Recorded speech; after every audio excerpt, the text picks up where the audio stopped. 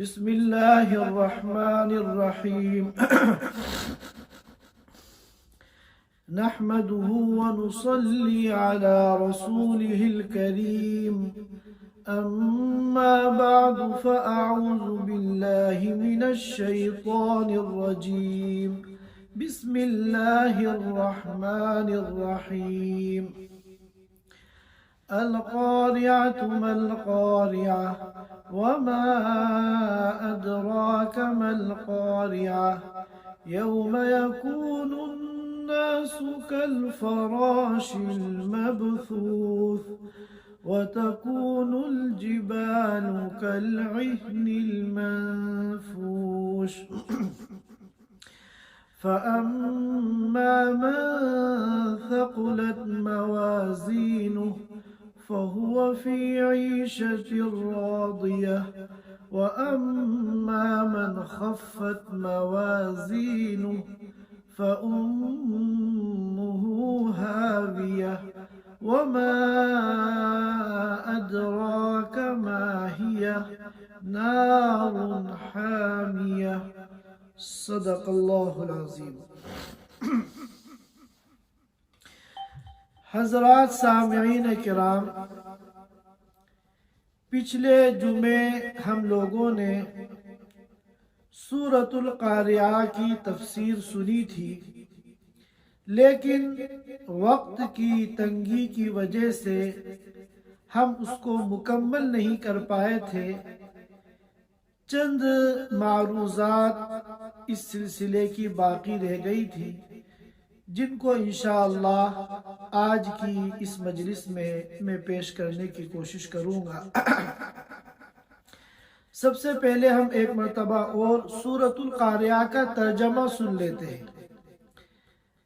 اللہ تعالیٰ فرماتے ہیں القارعہ، دل کو دہلا دینے والی چیز۔ مل قارعہ، دل کو دہلا دینے والی چیز کیا ہے؟ وما ادراک مل قارعہ، اے نبی آپ کو کیا پتا کہ دل کو دہلا دینے والی چیز کیا ہے؟ یوم یکون الناس کالفراش المبثوث، دل کو دہلا دینے والا واقعہ یعنی قیامت اس دن پیش آئے گی جس دن کے لوگ بکھرے ہوئے پروانوں کی طرح ہو جائیں گے۔ وَتَكُونُ الْجِبَالُ كَالْعِهْنِ الْمَنْفُوشِ، اور پہاڑ دھنکی ہوئی روئی کی طرح ہو جائیں گے، یعنی روئی کے گالوں کی طرح فضا کے اندر منتشر ہو جائیں گے۔ فَأَمَّا مَنْ ثَقُلَتْ مَوَازِينُهُ، بہرحال وہ شخص جس کے ترازو بھاری ہو گئے، یعنی ترازو کا وہ پلڑا جس میں نیکیاں ہیں وہ بھاری پڑ گیا۔ فَهُوَ فِي عِيشَةٍ رَاضِيَةٍ، تو وہ ایسی زندگی میں ہوگا جو اس کی من پسند زندگی ہے۔ وَأَمَّا مَنْ خَفَّتْ مَوَازِينُهُ، اور بہرحال جس کے ترازو ہلکے پڑ گئے، یعنی ترازو کا وہ پلڑا جس میں نیکیاں ہیں وہ ہلکا پڑ گیا، اس کا وزن کم رہ گیا، تو فَأُمُّهُ هَاوِيَةٌ، تو اس شخص کا جو ٹھکانہ ہے وہ ہاویہ ہے، ایک گہرا گڑھا ہے۔ وَمَا أَدْرَاكَ مَا هِيَ، اے نبی آپ کو کیا پتا کہ وہ گہرا گڑھا کیا ہے؟ نار حامیہ، وہ ایک دہکتی ہوئی آگ ہے۔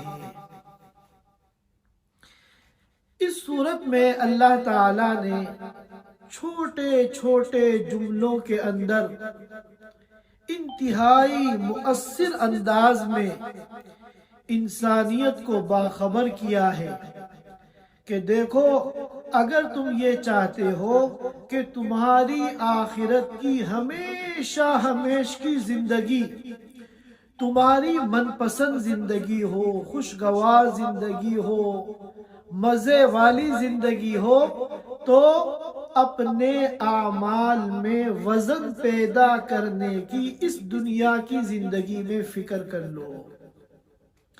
اگر اعمال میں وزن پیدا کرنے کی تم نے فکر نہیں کی اور لا قدر اللہ ذالک قیامت کے دن تمہارے نیک اعمال کا وزن ہلکا رہ گیا تو پھر تم نہ صرف یہ کہ اس خوشگوار زندگی سے، من پسند زندگی سے محروم ہو جاؤ گے، بلکہ تمہارا ٹھکانہ ایسا گہرا گڑھا ہوگا جس کے اندر دہکتی ہوئی آگ جل رہی ہے۔ اللہ تعالی ہم سب کی حفاظت فرمائے۔ میں نے عرض کیا تھا کہ اللہ تعالی نے اس سورت مبارکہ میں آخرت کے 3 مرحلوں کو بیان کیا ہے۔ سب سے پہلا مرحلہ ہے قیامت کی ہولناکی، اس کے بعد دوسرا مرحلہ ہے میدان حشر میں حساب و کتاب، اور پھر تیسرا مرحلہ ہے انسان کا آخری ٹھکانہ، یا تو جنت یا جہنم۔ چنانچہ سب سے پہلے اللہ تعالیٰ نے اس صورت میں قیامت کی ہولناکی کا منظر کھینچا اور فرمایا کہ جب قیامت آئے گی اور قیامت قائم ہوگی تو انسان پروانوں کی طرح، پتنگوں کی طرح بالکل بے قیمت، بے حیثیت اور بے بس ادھر ادھر پڑے ہوں گے منتشر، کل فراش المبثوث۔ اور انسانوں کے علاوہ جو باقی دنیا کی چیزیں ہیں تو ان میں سب سے زیادہ مضبوط اور سب سے زیادہ ٹھوس جو ہیں وہ پہاڑ ہیں۔ پہاڑوں کا یہ عالم ہوگا کہ وہ روئی کے گالوں کی طرح، دھنکی ہوئی روئی کے ذرات کی طرح فضا میں پھیلے ہوئے ہوں گے۔ اور سورہ طٰہٰ کی بعض آیتوں سے معلوم ہوتا ہے کہ پھر وہ ذرات جو پہاڑوں کے پوری فضا میں منتشر ہوں گے وہ سب بیٹھ جائیں گے، اور جب وہ زمین پہ بیٹھ جائیں گے، جیسا کہ دھول گرد اڑتی ہے اور تھوڑی دیر کے بعد پھر آ کر بیٹھ جاتی ہے، تو اسی طرح پہاڑوں کے اجزاء اور پہاڑوں کے ذرات حضرت اسرافیل کی سور پھونکنے پر روئی کے گالوں کی طرح فضا میں منتشر ہو جائیں گے، اور پھر یہ ذرات تھوڑی دیر کے بعد زمین پر بیٹھ جائیں گے، اور جب یہ زمین پہ بیٹھ جائیں گے تو پوری زمین جو ہے چٹیل میدان ہو جائے گی۔ اب یہاں نہ کوئی اونچ ہوگی یا نیچ ہوگی۔ آج کل تو زمین کہیں اونچی ہے، کہیں نیچی ہے، کہیں سڑک بنی ہوئی ہے، کہیں بڑے بڑے ٹاور بنے ہوئے ہیں۔ اس وقت سب زمین کا، پوری زمین کا لیول ایک ہو جائے گا۔ اس مضمون کو اللہ رب العزت نے سورہ طٰہٰ میں بیان کیا، وَيَسْأَلُونَكَ عَنِ الْجِبَالِ، اور یہ لوگ آپ سے پوچھتے ہیں پہاڑوں کے بارے میں کہ جب قیامت نازل ہوگی تو پہاڑ تو بہت، جب قیامت قائم ہوگی تو پہاڑ تو بڑے پاورفل ہیں، بڑے ٹھوس اور بڑے مضبوط ہیں، ان کو تو اللہ تعالیٰ نے زمین میں ٹھوکا ہے زمین کو جمانے کے لیے، کیا یہ بھی قیامت کی ہولناکی سے متاثر ہو جائیں گے؟ تو فَقُلْ يَنْسِفُهَا رَبِّي نَسْفًا، اے نبی آپ ان کو بتا دیجئے کہ اللہ تعالیٰ پہاڑوں کو زمین سے اکھاڑ کر ریزہ ریزہ کر کے فضا میں بکھیر دیں گے، فَيَذَرُهَا قَاعًا صَفْصَفًا، پھر اللہ تعالیٰ جب یہ سارے ذرات زمین پہ آ کے بیٹھ جائیں گے تو اللہ تعالیٰ ساری زمین کو چٹیل میدان کر کے چھوڑ دیں گے. لا ترى فيها عوجا ولا امتا، نہ اس میں کوئی بل نظر آئے گا نہ کوئی اونچائی نظر آئے گی، بالکل پوری زمین ایک لیول کی ہو جائے گی. اس پہلے مرحلے کو بیان کرنے کے بعد حساب و کتاب کا مرحلہ بیان فرمایا. فَأَمَّا مَنْ ثَقُلَتْ مَوَازِينُهُ فَهُوَ فِي عِيشَةٍ رَاضِيَةٍ وَأَمَّا مَنْ خَفَّتْ مَوَازِينُهُ فَأُمُّهُ هَاوِيَةٌ.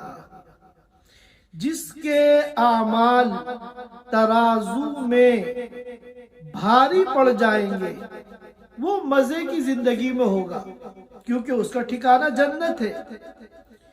اور جس کے نیک اعمال ترازو میں ہلکے پڑ جائیں گے، ان کا وزن کم رہ جائے گا، تو اس کا ٹھکانہ جو ہے جہنم ہے.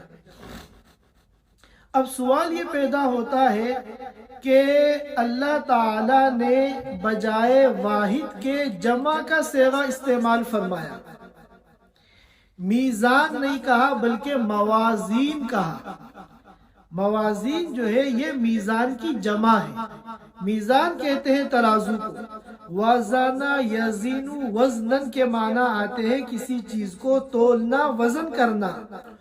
اور عربی زبان میں اس میں آلہ آتا ہے، اس کا میزان تولنے کا آلہ یعنی ترازو، اور اس کی جمع آتی ہے موازین. تو اللہ تعالیٰ نے بجائے واحد کا صیغہ استعمال کرنے کے موازین جمع کا صیغہ استعمال کیا. اس کی کیا وجہ ہے؟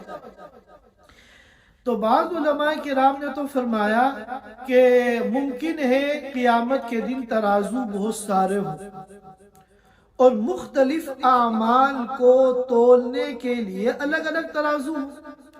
نمازوں کو تولنے کے لیے الگ ترازو ہو، زکوٰۃ کو تولنے کے لیے الگ ترازو ہو، روزے کو تولنے کے لیے الگ ترازو ہو. اور بعض نے کہا کہ نہیں، ترازو تو ایک ہی ہوگا، مگر وہ ترازو اتنی بڑی ترازو ہوگی کہ وہ بہت سی ترازوؤں کے برابر ہوگی. چنانچہ مستدرک حاکم کے اندر روایت ہے حضرت سلمان فارسی رضی اللہ تعالیٰ عنہ کی، جس میں یہ بتایا گیا کہ وہ ترازو اتنی بڑی ہوگی اگر آسمانوں اور زمینوں کو اس پہ تولا جائے تو یہ ان کے لیے کافی ہو جائے. تو ظاہر ہے کہ ایک اتنی ایسی ترازو جو لاکھوں ترازوؤں کے برابر ہے بلکہ اس سے بھی بڑی ہے، اس کے لیے جمع کا صیغہ استعمال کیا تاکہ اس کے بڑے حجم اور بڑے سائز پر دلالت ہو. دنیا میں بھی اگر کوئی آدمی ایسا، ایک آدمی بہت سارے لوگوں کے برابر کام کرتا ہے تو اسے کہتے ہیں وہ اپنی ذات میں خود انجمن ہے، یعنی تنہا وہ ایک جماعت ہے. تو اسی طرح یہ ترازو ایک ہے مگر اتنی بڑی ہے کہ بہت ساری ترازوؤں کے برابر ہے. اس لیے اللہ نے میزان کے بجائے موازین جمع کا صیغہ اختیار فرمایا. یہاں پر ایک سوال اور پیدا ہوتا ہے کہ ہم دیکھتے ہیں کہ وزن ان چیزوں کا کیا جاتا ہے، ان چیزوں کو تولا جاتا ہے جن کا جسم ہوتا ہے، جن کی باڈی ہوتی ہے. اور اعمال کا تو کوئی جسم نہیں ہے. اعمال جو ہے یہ تو بندوں کے جو اعمال ہیں، چاہے وہ اچھے اعمال ہوں چاہے برے اعمال ہوں، یہ تو ایک معنوی چیز ہے، یہ کوئی حسی چیز نہیں ہے اور اس کا کوئی جسم نہیں ہے. تو ان کو کیسے تولا جائے گا؟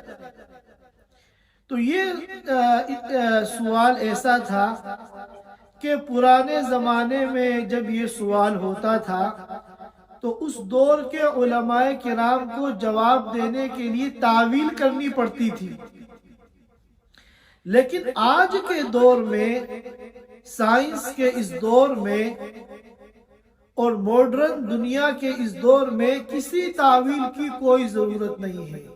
آج تو انسان نے بغیر جسم والی چیزوں کو تول کر دکھا دیا.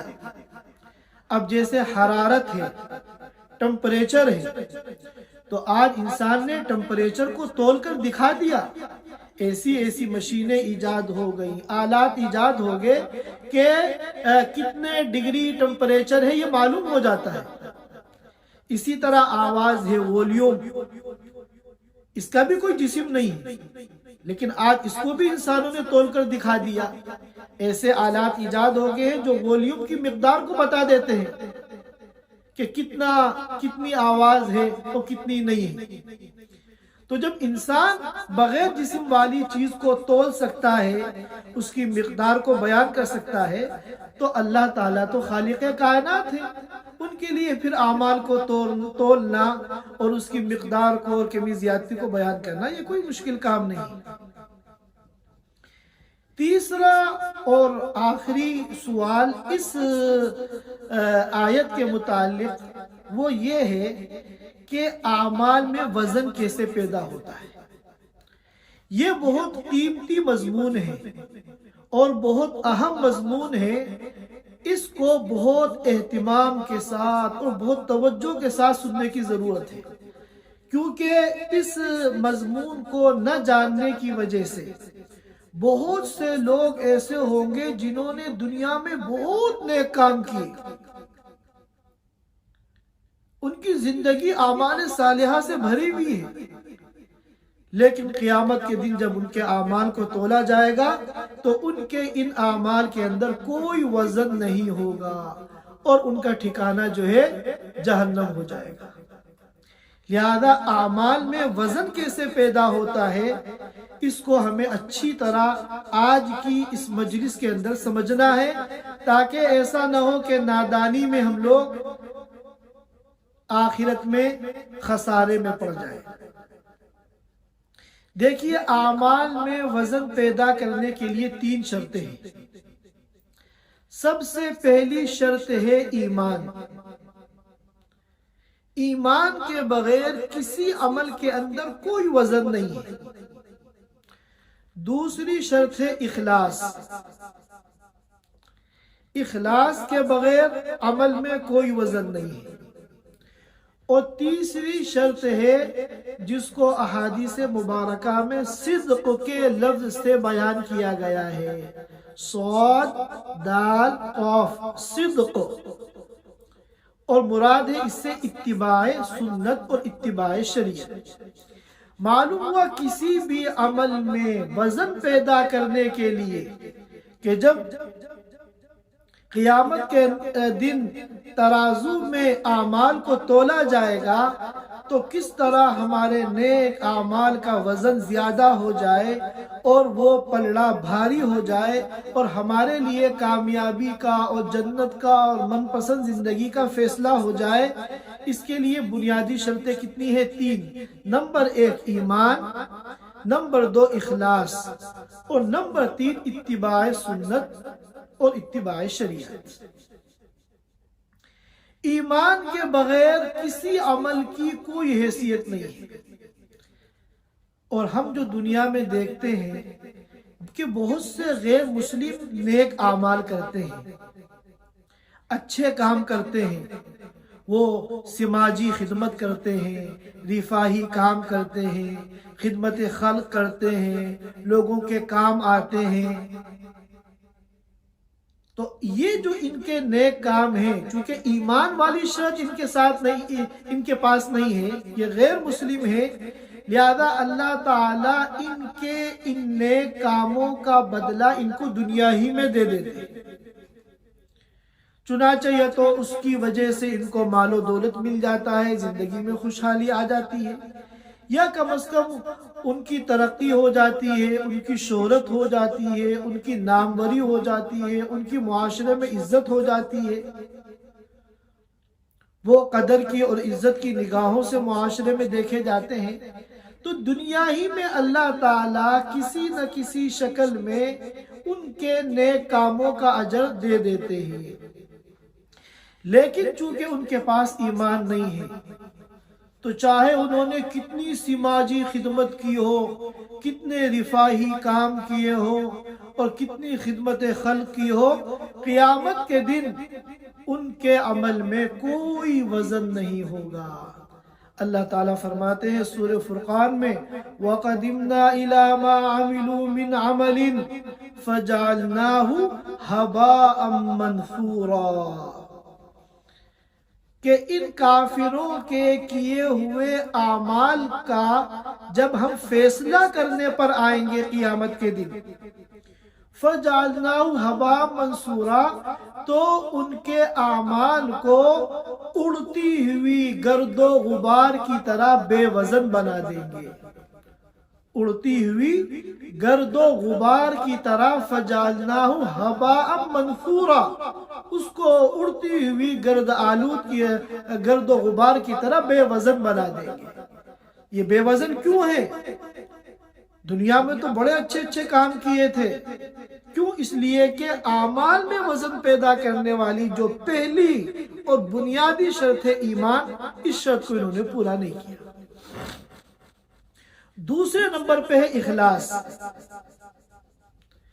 اخلاص بھی وہ پاورفل چیز ہے کہ جس سے عمل کے اندر وزن پیدا ہوتا ہے۔ بڑا سے بڑا عمل اگر اخلاص نہیں ہے، اس کے عمل کی اللہ کے یہاں کوئی حیثیت نہیں ہے، اس کا کوئی وزن نہیں ہے، کوئی قیمت نہیں ہے۔ اور چھوٹا سے چھوٹا عمل اگر اس میں اخلاص ہے تو اس کا وزن اور اس کی قیمت اللہ کے یہاں بہت زیادہ ہے۔ مثال کے طور پر ایک شخص ہے جو مسجد حرام میں، مکہ مکرمہ میں، کعبے کے سامنے کھڑے ہو کر رمضان کے مہینے میں تراویح میں لاکھوں لوگوں کو قرآن سنا رہا ہے، امام ہے، اور کروڑوں لوگ دنیا میں اس کی ریکارڈنگ سن رہے ہیں، تو بظاہر کتنا بڑا عمل، کعبے کے سامنے مسجد حرام میں امامت کر رہا ہے، اور رمضان کا مہینہ ہے، اور تراویح پڑھا رہا ہے، اور پورا قرآن سنا رہا ہے، اور لاکھوں پوری دنیا سے آئے ہوئے اہل ایمان اس کے پیچھے نماز پڑھ رہے ہیں، قرآن سن رہے ہیں۔ لیکن اگر اس کے دل میں دکھلاوا ہے، ریاکاری ہے، اخلاص نہیں ہے، خالص اللہ کی رضا کے لیے وہ یہ عمل نہیں کر رہا ہے، تو اللہ کے یہاں اس کی قیمت ٹھیکرے کے برابر بھی نہیں، بلکہ یہ عمل اس کے لیے وبال جان بن جائے گا، کیونکہ ریاکاری جو ہے یہ شرک کی قسموں میں سے ایک قسم ہے۔ اور ایک دنیا کے دور دراز علاقے میں، کسی گاؤں میں، دیہات میں، ایک سیدھا سادہ آدمی اپنے گھر میں بیٹھ کر اخلاص کے ساتھ ایک مرتبہ سبحان اللہ کہتا ہے، ایک مرتبہ لا الہ الا اللہ کہتا ہے، خالص اللہ کی رضا کے لیے، تو خدا پاک کی قسم اس لا الہ الا اللہ کہنے میں حدیث پاک میں آتا ہے کہ یہ تملأ المیزان، کہ یہ ترازو کو بھر دے گا۔ اگر ترازو کے ایک پلڑے میں 7 آسمانوں اور زمینوں کو رکھ دیا جائے اور اخلاص کے ساتھ کہے پڑھے ہوئے کلمہ لا الہ الا اللہ کو ترازو کے دوسرے پلڑے میں رکھ دیا جائے، خدا پاک کی قسم یہ جھک جائے گا۔ تو کتنا بڑا عمل تھا، لیکن اخلاص نہیں تھا، اس عمل کی کوئی حیثیت نہیں۔ اور ایک ایسا عمل جس میں چند سیکنڈ لگتے ہیں، اخلاص کے ساتھ کلمہ پڑھا لا الہ الا اللہ، تو اس کا اتنا وزن ہے کہ 7 زمینوں اور آسمان سے زیادہ اس کا وزن ہے۔ تو دوسری جو شرط ہے وہ اخلاص ہے۔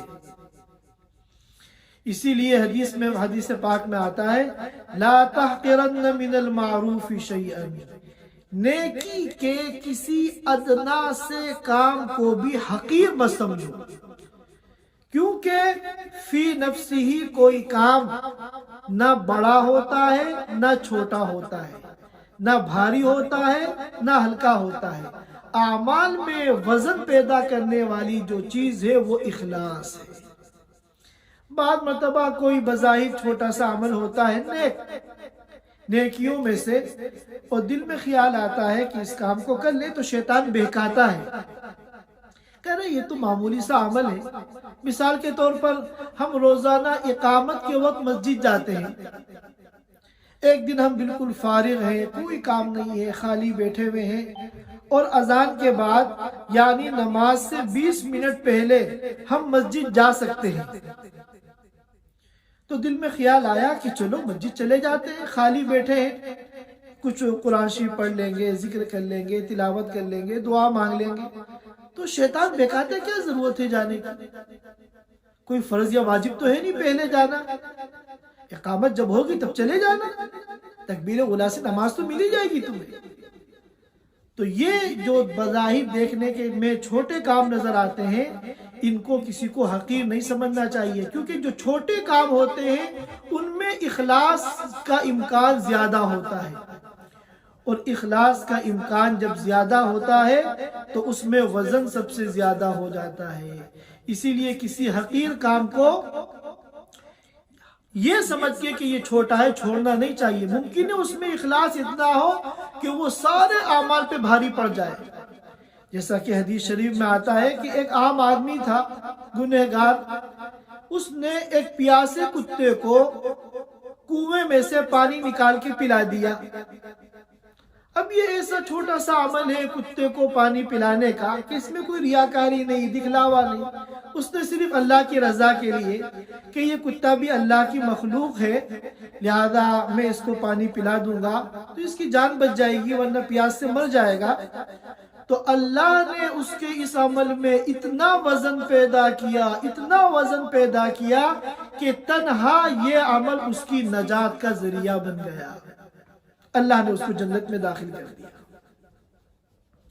اسی لیے کہتے ہیں کہ نیکی جو ہے دوسری نیکی کو کھینچتی ہے، اور اس کے برعکس گناہ جو ہے دوسرے گناہ کو کھینچتا ہے۔ جب آپ ایک نیکی کرتے ہیں تو اگلی نیکی کی توفیق ہوتی ہے، اسے کرتے ہیں تو تیسری کی توفیق ہوتی ہے، یہی سلسلہ گناہوں میں ہے۔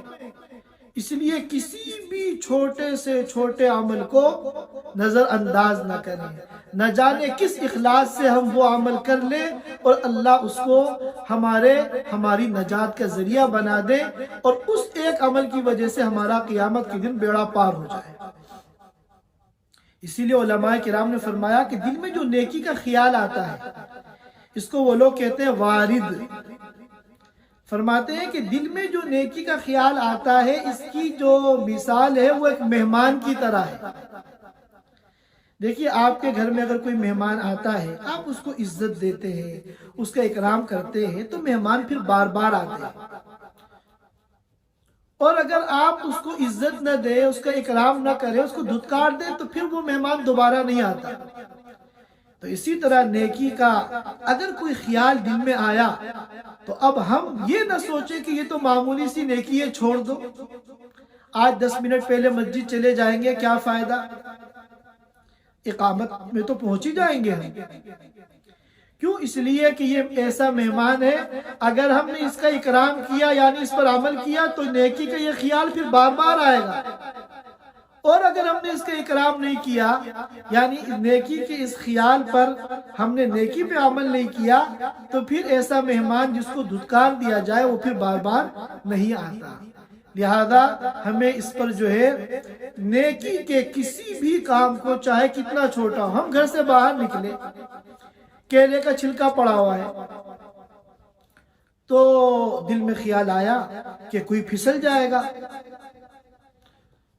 لیکن پھر شیطان نے دل میں ڈالا ارے کوئی فرض یا واجب تو رہی ہے، کوئی تمہاری ہی ذمہ داری تو رہی ہے باہر صفائی کرنے کی، وہ تو صفائی والے آئیں گے، بلدیہ والے آئیں گے، وہ اٹھا لیں گے۔ اور اس کے بھی دل میں یہ خیال آیا کہ بھئی یہ تو سب سے ادنا شعبہ ہے ایمان کا، حدیث میں آتا ہے کہ ایمان کے 70 سے زیادہ شعبے ہیں جن میں سب سے اعلیٰ جو ہے وہ لا الہ الا اللہ ہے، وَأَدْنَاهَا إِمَاطَةُ الْأَذَىٰ عَنِ الطَّرِيقِ، اور ایمان کا سب سے ادنا جو شعبہ ہے وہ راستے سے تکلیف دہ چیز کو ہٹانا، یہ تو ادنا شعبہ ہے۔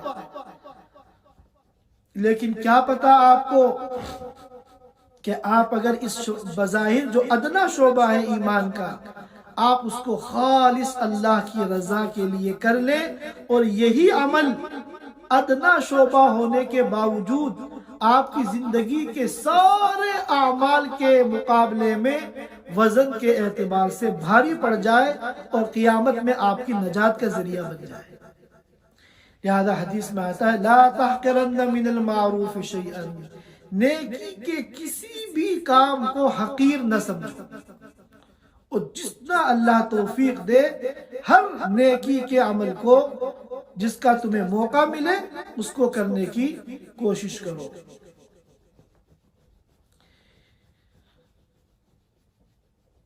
اور تیسری جو چیز ہے اعمال میں وزن پیدا کرنے والی جو تیسری چیز ہے وہ ہے اتباع سنت۔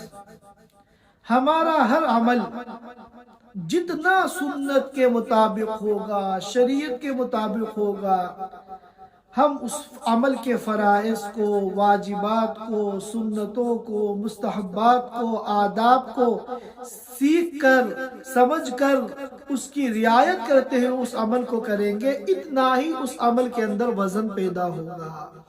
اور اگر شریعت کے مطابق ہمارا عمل نہیں ہے تو چاہے کتنا ایمان پاورفل ہو اور چاہے کتنا اخلاص ہو اس عمل کا وزن نہیں ہوگا۔ اب ایک آدمی ہے، ایمان بھی ہے اس کے پاس، اور خالص اللہ کی رضا کے لیے بند کمرے میں وہ نماز پڑھ رہا ہے، مگر نماز جو پڑھ رہا ہے وہ شریعت و سنت کے مطابق نہیں پڑھ رہا ہے، بلکہ قیام کے بعد بجائے پہلے رکوع کرنے کے وہ پہلے سجدہ کر رہا ہے، بعد میں رکوع کر رہا ہے۔ قیام میں تو وہ تسبیحات پڑھ رہا ہے، سجدے میں جو ہے وہ سورہ فاتحہ پڑھ رہا ہے، یعنی اس کا عمل جو ہے شریعت کے مطابق نہیں ہے، سنت کے مطابق نہیں ہے، تو کیا اس کی یہ نماز قبول ہوگی؟ اس کی یہ نماز قبول نہیں ہوگی۔ اگر جان بوجھ کر کر رہا ہے تو بھی گناہ ملے گا، اور اگر انجانے میں کر رہا ہے تو بھی گنہگار ہے، کیونکہ اتنا علم حاصل کرنا جس سے عبادات صحیح ہو، شریعت و سنت کے مطابق ہو، اتنا علم حاصل کرنا ہر ایمان والے کے اوپر فرض ہے، یہ فرض کو چھوڑنے کا گنہگار ہوگا۔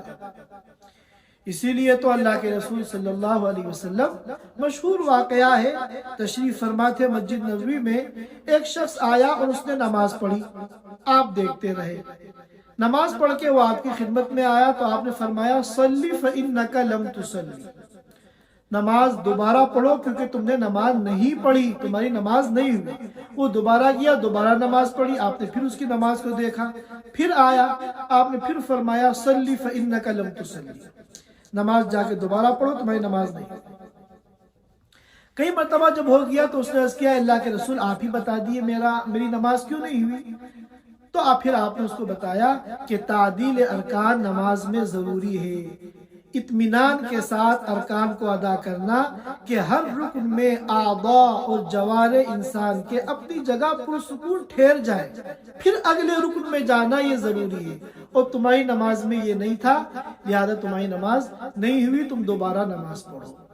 تو ظاہر ہے کہ یہ جو انسان تھا یہ تو صحابی تھے، تو ایمان بھی تھا اور اخلاص بھی تھا، لیکن اتباع سنت نہیں تھا، لہذا ان کی نماز کو فرمایا لم تصلی، تمہاری نماز ہوئی ہی نہیں، گویا کہ کوئی وزن اس عمل کے اندر نہیں ہے۔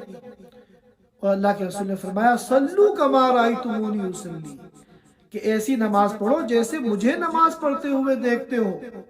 یہ فرمایا ہے نماز کے بارے میں، ورنہ حقیقت یہ ہے کہ یہ حکم ہر عمل کے بارے میں ہے، ہر عمل اللہ کے رسول صلی اللہ علیہ وسلم کے بتائے ہوئے طریقے کے مطابق ہوگا تو وہ اللہ کے یہاں مقبول ہوگا، قیامت کے دن اس عمل کا وزن ہوگا، اور اگر اس عمل میں اتباع سنت نہیں ہے، اتباع شریعت نہیں ہے، تو اس عمل کا کوئی وزن قیامت کے دن نہیں ہوگا۔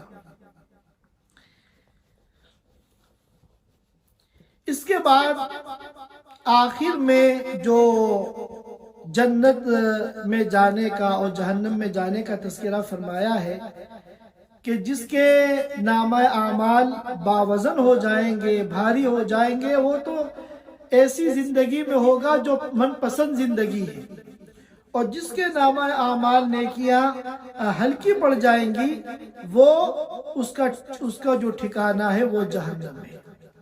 اب دیکھیے کہ یہ تین عالم ہیں، ایک ہے عالم جنت اور ایک ہے عالم جہنم اور ایک ہے عالم دنیا۔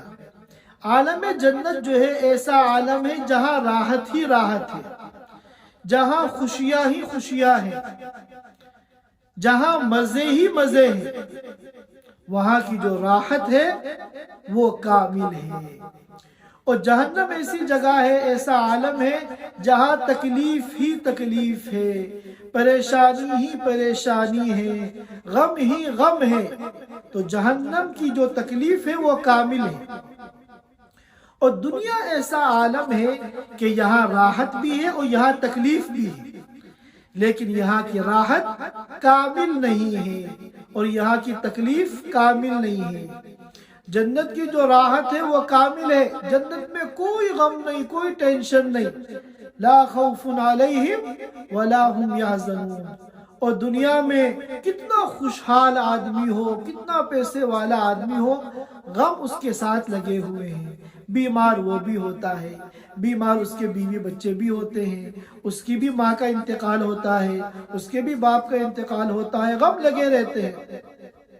عالی شان دسترخوان لگا ہوا ہے، دنیا کی ساری نعمتیں موجود ہیں، مگر مزہ جو ہے وہ کامل نہیں ہے، کیونکہ اب اس کو یہ ٹینشن ہے، یہ چیز کھاؤں گا تو شوگر کو نقصان پہنچائے گی، یہ چیز کھاؤں گا تو بلڈ پریشر کو نقصان پہنچائے گی، یہ چیز کھاؤں گا تو اس میں فیٹ ہے، کولیسٹرول بڑھ جائے گا، اور کچھ نہیں تو اگر میں زیادہ کھاؤں گا تو بدہضمی ہو جائے گی۔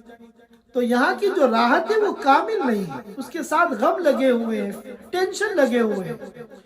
اور جنت میں جو راحت ہے وہ کامل ہے، وہاں جتنا جی چاہے جو جی چاہے کھاؤ، لا خوف علیہم ولا هم یحزنون۔ اسی طرح دنیا میں جو تکلیفیں ہیں وہ کامل نہیں ہیں۔ آدمی بیمار پڑ گیا تو شاندار ہاسپٹل میں اس کو داخل کیا گیا، وہاں ماہر ڈاکٹر ہیں اور خدمت گزار نرسیں ہیں اور گھر والے وہاں آ رہے ہیں تسلی دینے کے لیے۔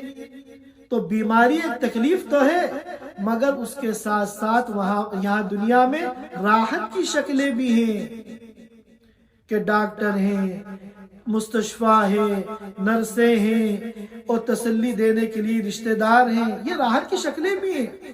لیکن جہنم میں جہاں انسان زخموں سے چور ہوگا، لہو لہان ہوگا، وہاں کی جو تکلیف ہے وہ کامل ہے۔ جہنم میں کوئی ہاسپٹل نہیں ہوگا، وہاں ماہر ڈاکٹر نہیں ہوں گے، وہاں نرسیں نہیں ہوں گی، وہاں تسلی دینے والے نہیں ہوں گے۔ اللہ تعالی ہم سب کو اس دنیا کی زندگی اس طرح گزارنے کی توفیق عطا فرمائے کہ قیامت کے دن جب ہمارے اعمال کو تولا جائے تو ہماری نیکیوں کا وزن ہمارے گناہوں کے مقابلے میں زیادہ ہو، بلکہ ہمارے نامہ اعمال میں گناہ ہی نہ ہو۔ اللہ تعالیٰ اس دنیا سے جانے سے پہلے ہمارے سارے گناہوں کو معاف کر دے۔ جب تک ہم اس دنیا میں رہیں، دین کے ساتھ اور دین کی فکروں کے ساتھ اور دین کی خدمت کے ساتھ رہیں، اور جب اس دنیا سے ہمارے جانے کا وقت آئے، اللہ پاک ہم سب کا ایمان پر خاتمہ فرمائے۔ سبحان اللہ و بحمدہ، سبحانک اللہم و بحمدک، نشہد ان لا الہ الا انت، نستغفرک و نتوب الیک۔ جزاک اللہ خیر مفتی صاحب۔ Thanks for watching. Don't forget to like, comment, share and subscribe to Al Wahid channel.